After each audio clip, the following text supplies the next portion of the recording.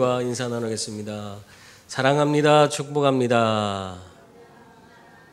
한 번 더 인사 나누겠습니다. 엎드리면 기도하고 일어서면 전도하자. 네, 좀 익숙하지 않죠? 그래서 자꾸 하다 보면 입에 붙어요. 네, 또 재밌는 것 같아요.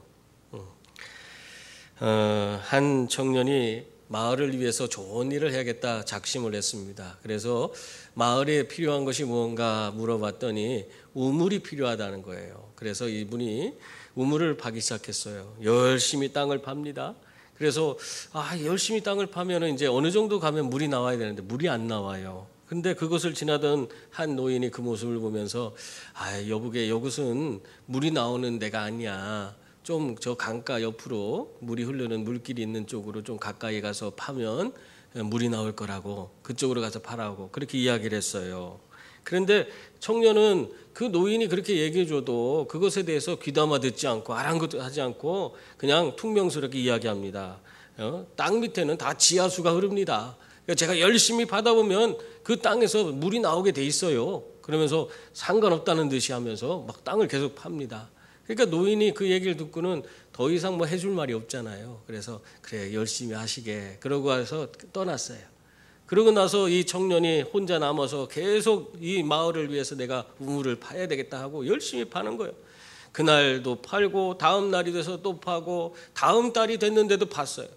그래서 정말 깊이 있게 팠는데 그런데 물이 나왔을까요? 물이 안 나오는 거예요. 도대체 이제는 파다 이제 팔 수 없는 지경까지 갔는데 그런데도 물이 나오지 않는 거예요. 그때서야 이 청년은 아무래도 여기는 물이 안 나오는가 보다 생각하고는 다른 곳에 가서 우물을 파기 시작했답니다. 그러면서도 자기가 뭘 잘못했는지 깨닫지를 못했대요. 여러분, 열심히만 한다고 해서 다 되면 얼마나 좋습니까? 근데 열심히 한다고 해서 모든 일이 다 되지는 않습니다. 올바른 장소에서 올바른 방법으로 해야지 우리에게 주어진 일들을 우리가 제대로 완수할 수가 있는 것입니다. 마찬가지로 많은 사람들이 진리를 찾기 위해서 노력하지만 모두 다 진리를 찾을 수 있는 것은 아닙니다. 왜 그렇습니까? 진리는 오직 예수 그리스도를 통해서만 찾을 수 있기 때문에 그렇습니다. 그러니까 예수 그리스도 없이 진리를 찾기 위해서 헤맬수록 그거는 자기의 인생에 더 어려움만 많아지는 거예요. 참된 진리이신 예수님을 내 삶에 모셔드리고 그분으로 말미암아 우리 주님이 주시는 진리로 말미암아 그 삶을 새롭게 한다면 그 사람은 언제나 주님의 은혜 가운데서 풍성한 은혜를 누리며 살아갈 수 있게 되는 줄 믿습니다. 우리가 그래서 정말 지혜롭게 살아야 돼요. 정말 어떻게 보면은 어리석은 자처럼 정말 어떻게 열심히만 그냥 무조건 하는 자가 아니라 참된 것을 찾아서 참된 진리를 찾아서 그 진리의 근원 되시는 그분과 함께 삶을 살아가는 그런 분들이 될 수 있기를 바랍니다. 오늘 말씀은 제자들이 예수님과 세 번째 만남을 가진 그런 장면을 우리에게 보여주고 있는 그런 말씀이에요. 오늘 1절 말씀 한번 같이 읽어보겠습니다. 그 후에 예수께서 디베랴 호수에서 또 제자들에게 자기를 나타내신 일은 이러하니라. 아멘. 예수님께서 제자들과 다시 만나신 일이 오늘 말씀에 의하면 어디에서 만났다는 거예요? 디베랴 호수에서 일어났다는 겁니다. 디베랴 호수에서 예수님을 다시 만나게 됐다는 거죠. 이 디베랴라는 곳은 갈릴리의 행정 중심지였습니다. 갈릴리 호수가 굉장히 넓은데 그 지역에 많은 성들이 있어요. 그 중에 이 디베랴라고 하는 지역을 이 헤롯 안티파스가 로마 티베리우스 황제에게 황제를 높이기 위해서 그 이름을 따갖고 황제 이름을 따서 도시를 하나 세웠는데 그게 디베랴예요. 그래서 사람들이 이 갈릴리 호수를 디베랴 쪽에 있는 그 호수를 그냥 디베랴 호수라고 이렇게 부르기 시작했던 겁니다. 그래서 지금 이들이 있는 곳이 바로 그 디베랴 성에 이들이 있었다 하는 것을 우리가 알 수 있습니다. 이러한 갈릴리 땅, 이 디베랴에 이 제자들이 왜 내려와 있는 것입니까? 여러분 그건 아셔요? 왜 이들이 여기까지 왔어요? 이들이 내려온 이유가 있습니다. 마태복음 28장 10절에 보면 예수께서 그 부활하신 후에 여인들을 만나셨는데 그 여인들에게 이런 말씀하셨어요. 이에 예수께서 이르시되 무서워하지 말라. 가서 내 형제들에게 갈릴리로 가라 하라. 거기서 나를 보리라 하시니라. 그렇게 말씀하셨습니다. 물론 이 무덤에서도 천사들을 만났을 때 이 여인들에게 전에 예수님과 약속하셨던 그 갈릴리로 가라 하라. 그 말을 또 거기서도 천사들도 얘기를 해줬어요. 그래서 이 무덤에서 이렇게 예수님을 만나고 천사를 만난 이 여인들이 제자들에게 찾아와서 갈릴리로 가라고 하는, 예수님이 거기서 보자고 하신다 하는 그 메시지를 전해준 것입니다. 그 말을 듣고 제자들이 이제는 예수님을 만나기 위해서 갈릴리까지 내려왔어요. 여러분, 유월절로 인해서 이미 제자들이 다 그 예루살렘에 모여 있습니다. 그 학처에 있던 모든 제자들, 모든 사람들이 다 예루살렘에 모여서 함께 교제하고 있었던 그런 기간이었어요. 그런데도 불구하고 예수님이 이 제자들에게 지금 갈릴리로 가라 하시는 거예요. 어떻게 보면은 유월절 그 기간이기 때문에 그냥 예루살렘에서 만나는 게 더 쉽지 않습니까? 다 모여 있는데 얼마나 만나기가 쉽습니까? 그런데 또 그렇지 않고 갈릴리로 가라 하셨어요. 또 이 예루살렘에 계신 예수님도 예루살렘에 계시거든요. 예루살렘에서 예수님도 정말 고생하면서 그 갈릴리까지 내려가실 필요가 없는데 그렇게 되는데 왜 어떻게 보면은 모든 여건이 갈릴리보다는 이 예루살렘에서 모이는 것이 더 합당한데 그럼에도 불구하고 예수님은 제자들에게 갈릴리로 가라 이렇게 말씀하시고 있는 겁니다. 여러분, 이렇게 우리가 우리의 상식을 깨고 뭔가 우리의 상식적인 그런 것이 아니잖아요. 예수님이 그런데도 뭔가 우리에게 지시하실 때에는 거기에는 분명히 예수님이 그 명령 안에는 그런 내가 상식을 깨고 내가 이해되지 않는 어떤 일을 하라 하실 때는 거기에는 분명한 의도가 담겨져 있다는 사실을 여러분 이해할 수 있기를 바랍니다. 여러분도 마찬가지예요. 우리의 삶도 내가 쉽게 편하게 할 수 있는 일이 있는데 그 방법도 알고 내가 그것을 행할 수 있는데 우리 주님께서 다른 방법을 우리에게 제시하시고 다른 길로 가라 그렇게 말씀하셨을 때에 그것이 더 힘들고 어려우면 우리의 생각에는 어떻게 돼요? 아니, 쉬운 길이 있는데 왜 그리로 가라 하십니까? 나 쉬운 길로 가고 싶습니다. 그렇게 생각하지 않겠어요? 근데 예수님이 우리에게 쉬운 길 놔두고 어려운 길로 가라 하신다. 그렇게 가라. 그렇게 말씀하시면 그것 또한 뭔가 분명히 우리에게 의도를 가지고 행하고 있다 하는 것을 여러분이 알아채야 돼요. 그것을 알을 때에 주님은 주님의 일에 함께 동참하게 되고 하나님이 우리를 위해서 예배해 놓으신 정말 크고 놀라운 은혜를 덧입을 수 있는 그 길이 열리는 것입니다. 내가 왜 하나님의 은혜와 복을 못 받습니까? 내가 보기에 좋은 대로 가기 때문에 그래요. 우리 주님이 원하시는 대로 주님이 의도를 가지고 나를 한 단계 더 성장시키고 더 성숙한 그리스도인의 모습으로 만들어서 더 크고 놀라운 은혜를 부어주시고자 하는데도 내가 하나님이 나에게 가라 하는 길이 어렵다고 생각되어서 그것이 고통스러울 것 같아서 나는 쉽고 빠른 길을 가다 보니까 그 복은 다 잊어버리고 그걸 누릴 수도 없고 우리가 그래서 정말 제대로 된 하나님 주시고자 하는 복을 누리지 못하는 그런 자들이 되는 것입니다. 그러므로 여러분, 하나님께서 내 삶에 내가 이해되지 않고 정말 어떻게 보면은 더 힘들고 어려운 길로 만약에 가라고 한다면 그때에 여러분이 하고자 하는 생각을 내려놓으시고 주님의 뜻을 따라서 순종할 수 있는 분들이 다 될 수 있기를 바랍니다. 그러면 주님께서 의도를 가지고 우리를 인도하셔서 그곳에서 나에게 더 큰 은혜와 복을 우리에게 내려주실 줄 믿습니다. 예수님의 말씀을 듣고 이 갈릴리에 내려온 제자들이요, 무엇을 하고 있습니까?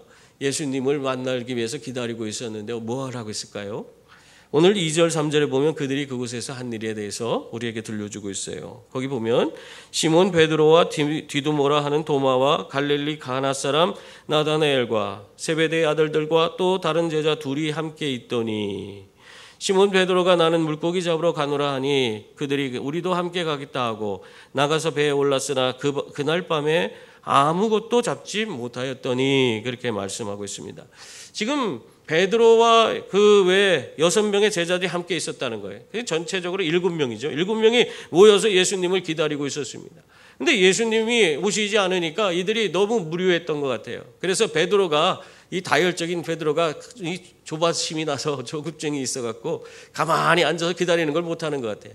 그래서 벌떡 일어나서 나는 물고기라도 잡으러 간다. 그러니까 야, 그러면 우리도 같이 가자 하고 모든 제자들이 배를 타고 물고기 잡으러 나간 겁니다. 근데 어떻게 됐다고 그랬어요?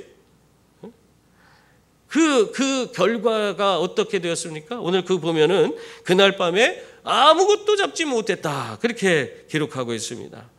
물고기를 잡아보지 못한 제자들은 물고기 못 잡는 게 당연해. 예? 그 사람들은 뭐 그물을 쳐보지도 않았고 뭐 어떻게 할지도 모르니까 물고기를 못 잡는다. 그렇게 우리가 인정할 수 있습니다만은, 그런데 예수님의 제자들 가운데 어부가 많잖아요. 베드로도 어부고 세베대의 아들들이 누굽니까? 야고보, 요한도 어부였습니다.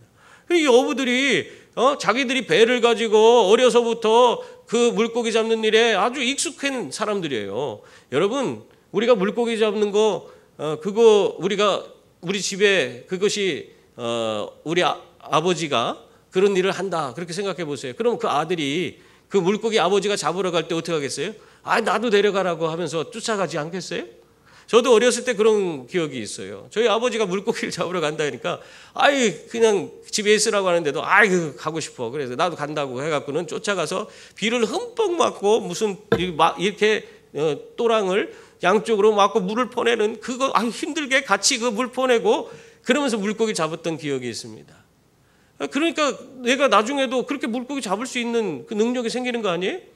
그러니까 이 아들들이 어려서부터 그 배를 가지고 가서 물고기를 잡는 그 부모들과 함께 지냈다면, 그리고 이 사람들이 그렇게 돼서도 장성에서도 계속해서 물고기를 잡는 일들을 했어요. 예수님 만나기 직전까지.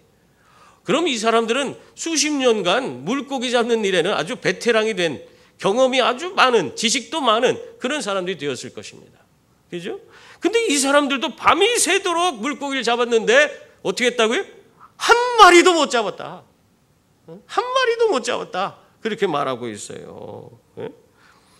여러분, 우리가 그렇게 내가 경험과 지식이 많다고 해도 내가 원하는 거 다 이룰 수가 없습니다. 내 마음대로 됩니까? 우리의 삶, 내가 많은 노력을 하고 많은 공부를 하고 지식을 쌓았다고 해서 내 마음대로 다 되는 게 우리의 삶이 아니에요. 왜 우리의 삶이 내 마음대로 되지 않습니까? 이 세상의 모든 삶은 내 마음대로 되는 것이 아니라 그 모든 것을 주장하시고 운행하시는 분이 계시기 때문에 그분이 바로 하나님이세요. 하나님께서 우리에게 허락하시면 그것이 내 것이 되지만은 하나님께서 내게 허락하지 않으면 그것은 내 것이 될 수가 없습니다. 그래서 내가 많은 경험이 있다 할지라도 내가 정말 하나님께서 나에게 물고기를 잡을 수 있도록 물고기를 나에게 보내주시지 않으면 물고기를 잡을 수 없는 거예요. 지금 이 제자들이 그런 경험과 지식이 많다 해도 하나님이 물고기를 보내주시지 않으니까 그들의 경험과 지식은 그 밤에 아무 쓸모가 없는 것이 되고 말았어요. 여러분, 이 제자들은요, 이렇게 물고기를 잡는 과정을 통해 자신들이 정말 얼마나 한계가 있는 존재들인가를 깨닫게 됐어요. 철저하게 내 힘으로 되는 것이 없구나 하는 자신의 무능을 깨달을 수 있는 그런 시간을 이들이 갖게 된 것입니다. 이게 주님의 의도예요. 갈릴리 보낸 의도 중에 하나입니다. 그렇게 자신들의 무능을 깨닫고 있을 때에 그때에 예수님이 찾아오셨어요. 그러면서 오늘 4절 말씀에 보면 날이 새어갈 때에 예수께서 바닷가에 서셨으나 제자들이 예수이신 줄 알지 못하는지라 그렇게 말씀하고 있습니다. 예수님이 그들 가운데 찾아왔지만 그들이 예수님을 알아보지 못하고 있습니다. 날이 완전히 밝지 않았기 때문에 그래서 예수님이 저 멀리 떨어져 있으니까 예수님이 이제 잘 안 보이니까 그렇게 몰랐을 수도 있고요. 또 한편으로는 이 바닷가에 서 계신 분이 이게 누군지 그 예수님인지 아닌지를 분별할 수 있는 그런 뭔가 특징적인 그런 것도 없고 하니까 일반 사람들도 바닷가에 나와서 일할 수 있기 때문에 그것에 대한 분별력을 가질 수 없었다. 그렇게 생각해 볼 수도 있어요. 근데 중요한 건 그때 예수님이 그러한 바닷가에 서 계시면서 그들에게 질문을 한 겁니다. 뭐라고 질문하고 있습니까? 5절 말씀을 보면 예수께서 이르시되 얘들아 너희에게 고기가 있느냐 대답하되 없나이다. 이렇게 대답을 했어요.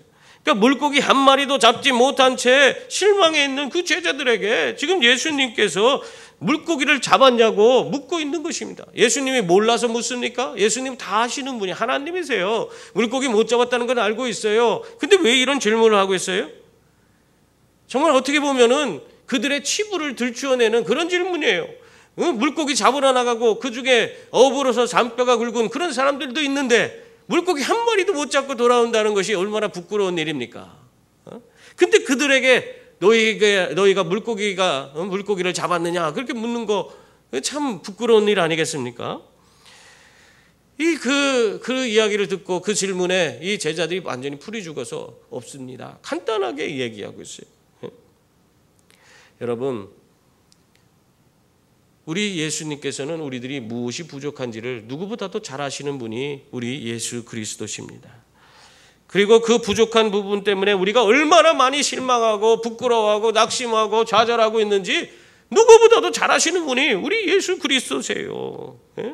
그러므로 예수님 앞에서 우리의 그런 부끄러운 부분을 숨기려고 할 필요가 없어요. 다 아시는 분이에요. 오히려 내 부족하고 연약한 부분, 정말 숨기고 싶은 그런 부끄러운 부분, 그걸 다 드러내놓고 주님 앞에 나아가서 나는 이렇게 아무것도 할 수 없는 존재입니다. 내 연약함을 주님 앞에 아뢰고 고하면 오히려 주님께서 그 모든 우리의 부끄러운 것을 다 싸매어 주시고 우리에게 오히려 주님께서 주시는 힘과 능력으로 그 모든 문제를 우리가 해결해 나갈 수 있도록 만들어 주시는 줄 믿습니다. 유치원에 다니는 7살짜리 아이가 있었는데 하루는 막 신이 나서 엄마 하면서 막 신발을 막 벗어 던지면서 그러면서 막 집으로 들어오는 거예요. 그러니까 엄마가 얘가 왜 이렇게 신났지? 그래서 왜 여기 있다. 왜 그러냐? 그랬더니 이 아이가 엄마 나 유치원에서 칭찬받았다 하는 거예요. 뭐 때문에 칭찬받았냐? 그랬더니 그림을 그렸는데 선생님이 모든 애들더러 다 와서 내 그림을 보라고 하고 그림을 너무 잘 그렸다고 그렇게 칭찬을 해줬대요. 그래? 그러면 엄마도 한번 보여줘라 해서 봤더니 아니 거기에 손 하나가 아주 길쭉하게 손이 있고 그 손도 하나는 어마어마하게 크게 다른 것도 없어. 손만 그려놨더래. 그렇게 길쭉하게 하나는 그려놓고 하나는 어마어마하게 크게 하나 그려놓고 그래 이게 뭐야? 그랬더니 이거 하나님의 손이에요. 하나님은요 손이 길어서 우리가 어디에 있든지 다 찾아가서 우리를 붙들 수 있고요. 우리를 돌봐줄 수 있어요. 그리고 손이 커갖고는 무슨 일이든 다 해줄 수 있는 분이 우리 하나님이세요. 그렇게 아이가 이야기했대요. 여러분 이 아이의 말처럼 하나님은 길고도 큰 손으로 또 우리를 이끌어 주시고 보호해 주시고 또 어루만져 주시는 분이신 줄 믿습니다. 그러므로 그 하나님의 손길에 우리가 이끌림을 받는다면 우리는 부족하고 연약해도 또 패배와 우리가 실패한다고 해도 여러 가지 실패 가운데 있다고 할지라도 우리는 좌절하지 않고 낙심하지 않습니다. 왜? 우리 하나님의 손이 우리를 붙들어 주시고 힘과 능력을 공급해 주셔서 우리의 실패를 도리어 성공으로 이끌어 주시고 우리에게 정말 새 소망의 길로 나아갈 수 있도록 만들어 주시기 때문입니다. 여러분 이러한 하나님의 손에 붙잡혀서 정말 그 은혜 가운데 살아가는 분들이 다 될 수 있기를 바랍니다. 지금 물고기를 못 잡아 실망한 이 제자들에게 지금 예수님이 이제 한 가지 말씀을 하십니다. 6절 말씀이에요. 우리 같이 읽어볼까요? 이르시되 그물을 배 오른편에 던지라 그리하면 잡으리라 하시니 이에 던졌더니 물고기가 많아 그물을 들 수 없더라. 아멘. 여러분 지금 이 제자들이 예수님의 말씀대로 그대로 순종하자마자 어떤 일이 벌어졌어요? 놀라운 기적이 그들에게 일어났어요. 물고기 밤이 새도록 그 물고기를 잡을 수 없었는데 지금은 이미 날이 밝아져서 물고기가 잡기가 더 어려워졌어요. 밤에는 그래도 쉽게 잡을 수 있는데 이 낮에는 거의 잡히지 않는 거 잘. 그런데 예수님 말씀대로 배 오른편에 던지라 그물을. 오른편에 그 사람들 안 던져봤겠어요? 왼편에도 던지고 오른편에도 던지고 안 던져본 것이 없어. 그런데도 물고기를 한 마리도 못 잡았는데 오른편에 또 던지래. 그런데도 불구하고 이들이 오른편에 그물을 내렸더니 어떻게 됐어요? 그물이 그냥 들지도 못하게 엄청난 물고기가 잡힌 것입니다.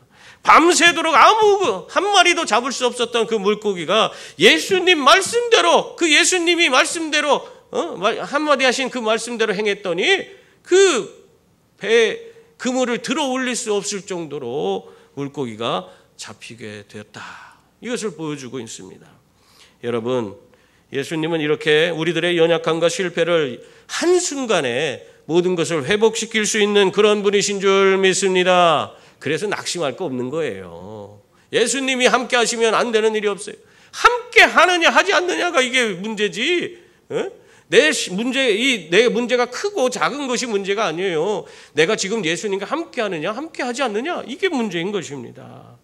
여러분, 예수님이 우리와 함께 하시면 예수님은 우리의 눈에 눈물을 닦아주시고 모든 비려를 채워주시고 또 예수님이 주시는 힘과 능력으로 하나님 크기에 정말 위대한 일을 우리가 감당할 수 있도록 만들어주시는 줄 믿습니다. 우리 힘으로는 아무것도 할 수 없어요. 우리는. 그러나 예수님이 함께 하시면 예수님이 주시는 힘과 능력으로 우리는 모든 것을 할 수 있다. 바로 이것을 가르쳐주기 위해서 의도를 가지고 갈릴리로 지금 보내신 거예요. 여러분, 이 제자들은 정말 자신들의 경험과 지식으로 뭐든지 할 수 있다 하는 생각을 갖고 있었어요. 근데 그것이 다 무너졌어요. 이 밤에. 자신들의 경험과 지식으로는 안 되는구나. 근데 예수님이 함께 하시면 되는구나. 이걸 알게 된 거예요. 그러므로 여러분, 내 경험과 지식을 자랑하고 그것이 나를 오늘 이 자리에 나를 성공케 했다, 이런 어떻게 보면 교만한 그런 생각을 이제는 내려놓을 수 있기를 바랍니다.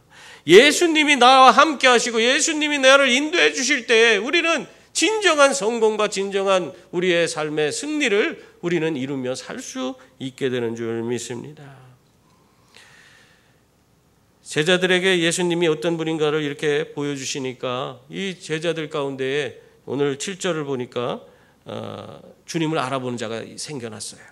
7절 보세요. 거기 보면 예수께서 사랑하시는 그 제자가 베드로에게 이르되 주님이시라 하니 시몬 베드로가 벗고 있다가 주님이라 하는 말을 듣고 겉옷을 두른 후에 바다로 뛰어내리더라. 그렇게 말씀하고 있습니다. 요한이 제일 먼저 사랑하는 제자가 누구냐면 요한을 뜻한 거예요. 이 요한이 제일 먼저 예수님 알아보고 베드로에게 주님이시라 그렇게 얘기해 주니까 베드로가 그 마음이 급해갖고는 그래도 예의를 차리기 위해서 겉옷은 주워 입고 그러면서 물로 막 뛰어드는 거예요. 지금 이 베드로가 있는 배와 이 육지와의 사이가 얼마나 떨어져 있다고 그랬어요?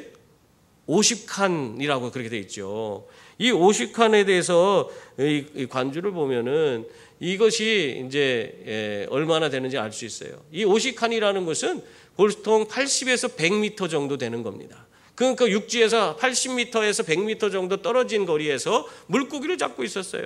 근데 주님이시라 하는 말을 들은 베드로가 겉옷을 입고는 그 배에 그물까지 끌고 가려면 오래 시간이 걸리니까 자기는 물에 뛰어들어서 그냥 헤엄쳐서 가는 거예요. 빨리 조금이라도 더 빨리 예수님 만나기 위해서 이 성격이 급한 베드로가 그 모습을 보이고 있는 것입니다. 여러분, 난 베드로를 보면서 난 베드로가 이런 게 너무 좋아요. 너무 사랑스러워. 정말 주님을 얼마나 사랑하는가 하는 것도 보이잖아요. 그 마음에. 예수님이 최우선인 거예요. 모든 거 자기 배, 물고기 많이 잡은 거 다 필요 없어. 예수님 오시니까 다 버려두고 그냥 예수님 앞에 그냥 물에 뛰어들어서 헤엄쳐서 가는 거예요. 다른 사람이 쫓아오거나 말거나 상관하지 않습니다. 여러분, 이렇게 우리가 베드로처럼 주님을 만나기 위해 정말 주님을 최우선에 두고 살아가는 그런 분들이 다 될 수 있기를 바랍니다. 모든 것을 다 내려놓고 주님을 최우선으로 두고 정말 내가 세상에 움켜쥐고 있는 모든 것 다 내려놓고 주님만 바라보고 나아가시는 그런 분들이 될 수 있기를 바랍니다. 이렇게 제자들은 예수님이 안 계실 때의 그 모습은 참 어떻게 보면은 실패한 모습, 무기력한 모습, 그리고 자기들이 아무것도 할 수 없다는 것을 생각하는 완전 패배자의 그런 모습이었습니다. 그런데 이들이 예수님이 함께 하시니까 어떻게 됐어요? 금방 그들이 실패한 그런 모습에서 성공의 모습으로 또 무기력하면서 활력을 찾고 예수님 앞에서 정말 승리자의 모습으로 변해가는 것을 볼 수 있어요. 여러분, 예수님이 함께 계시면 이렇게 안 되는 일이 없는 줄 믿습니다. 우리의 인생도 언제나 예수님 그분의 은혜 가운데 있으면 다 새롭게 변하는 거예요. 그분으로 말미암아 그분이 함께 있는 것이 중요한 거예요. 그분이 나의 삶에서 그분이 나에게 힘 주시고 능력 주시는 것으로 내가 말미암아 살아가면 우리 인생이 달라지는 거예요. 이런 일이 있었습니다. 이란에 아사디라고 하는 청년이 있었는데 이 사람이 이란은 이슬람 국가 아닙니까? 거기서 예수 믿으면 사형입니다. 근데 이 아사디가 기독교로 개종했어요. 예수님 믿고 기독교로 개종했어요. 그래갖고는 붙잡혀서 사형을 언도받았습니다.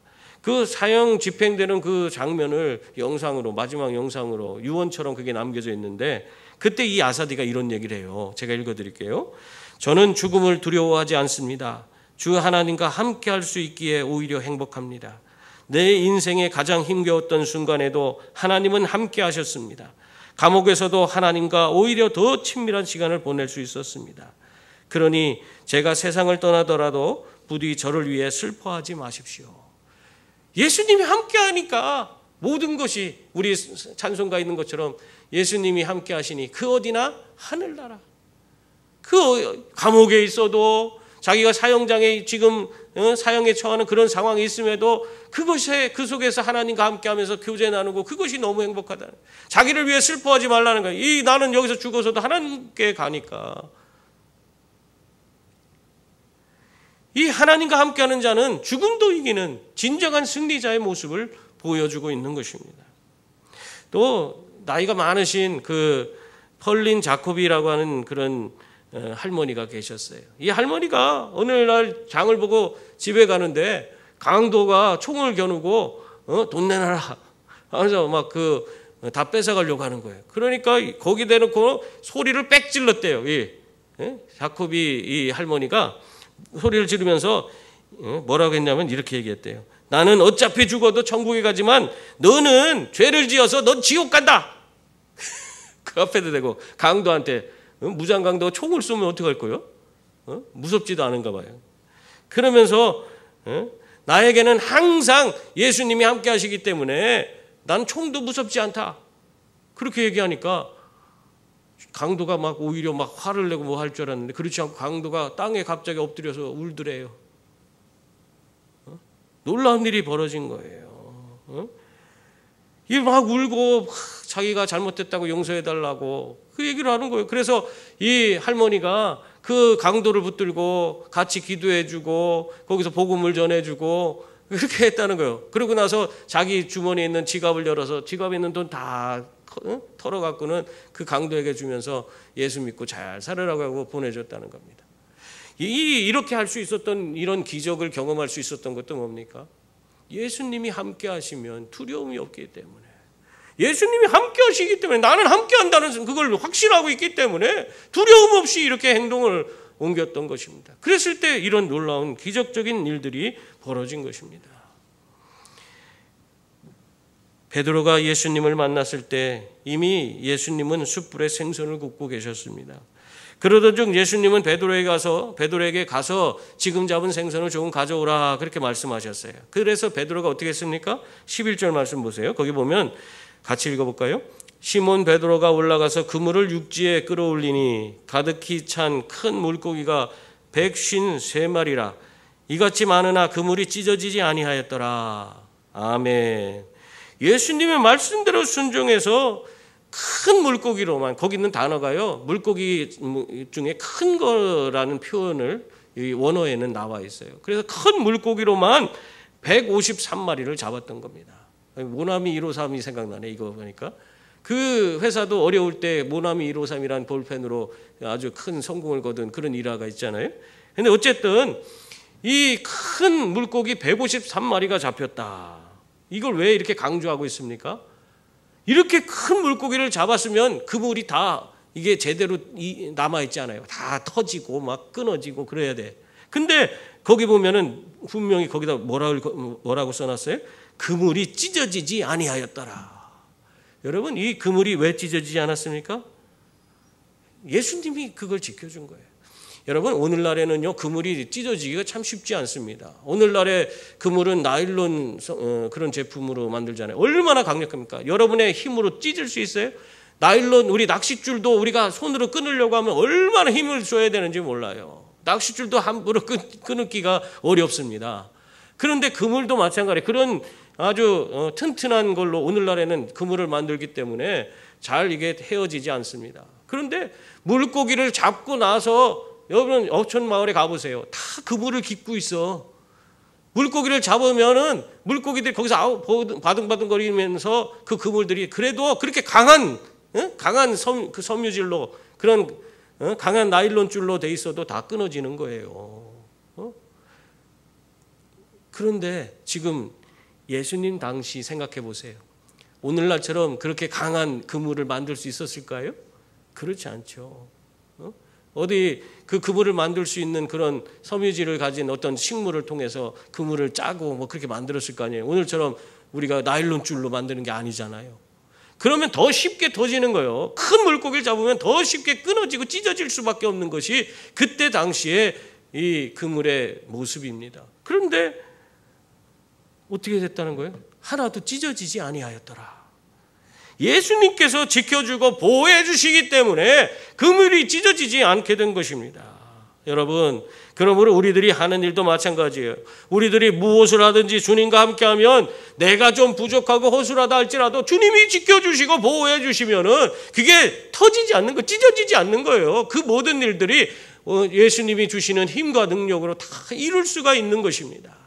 제자들에게 그걸 가르쳐주기 위해서 예수님이 갈릴리로 보내신 거예요. 그런 의도를 가지고 너희들이 하면은 아무것도 안 되고 그 모든 것이 찢어지고 터질 수 있지만은 너희들이 갖고 있는 그 사명을 이루기 위해서 너희들이 나아가도 그걸 제대로 이룰 수 없지만은 예수님과 함께하면 너희들은 그걸 감당할 수 있다.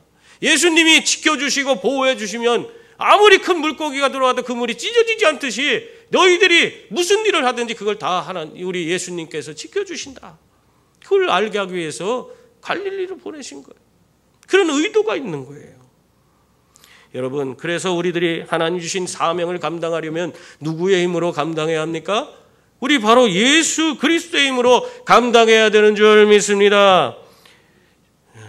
베드로는요, 그물이 찢어지지 않고 그 엄청난 크기의 물고기들을 153마리나 잡은 것을 보면서 아마 그는 더욱더 예수님, 우리는 예수님 아니면 안 되는구나. 예수님만 믿고 살아야 되는구나. 그렇게 더욱더 확신을 갖게 되었을 것입니다. 이 엄청난 기적을 경험한 제자들은 이런 일을 행하실 수 있는 분이 바로 예수님밖에 없다는 사실을 알게 됐어요. 그렇기 때문에 예수님이 그 생선을 굽고 떡을 굽고 있는 그 자리에 갔을 때 아무도 뭐라고 했어요? 예수님을 누구냐 하고 묻는 자가 없더라. 그렇게 성경은 말하고 있어요. 이러한 놀라운 기적을 베풀어 주실 분은 예수님밖에 없는 거예요. 우리의 삶을 바꾸고 변화시키며 내 연약한 부분을 채워주시고 나를 보호해 주시고 내 모든 일, 내가 주신 사명들을 이루게 해주실 수 있는 분은 바로 예수님밖에 없어요. 이걸 우리가 분명히 알아야 합니다.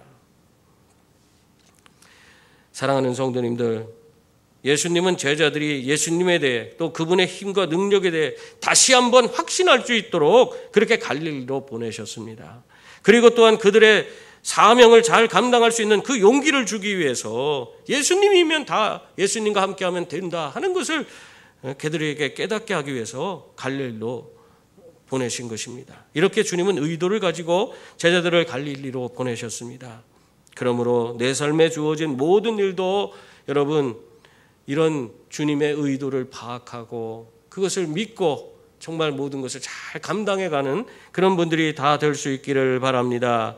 이러한 주님의 마음과 의도를 깨닫고 순종해서 놀라운 은혜와 복을 누리며 또 주어진 사명을 잘 감당하는 우리 성도님들이 다 될 수 있기를 주님의 이름으로 축원합니다. 기도하겠습니다.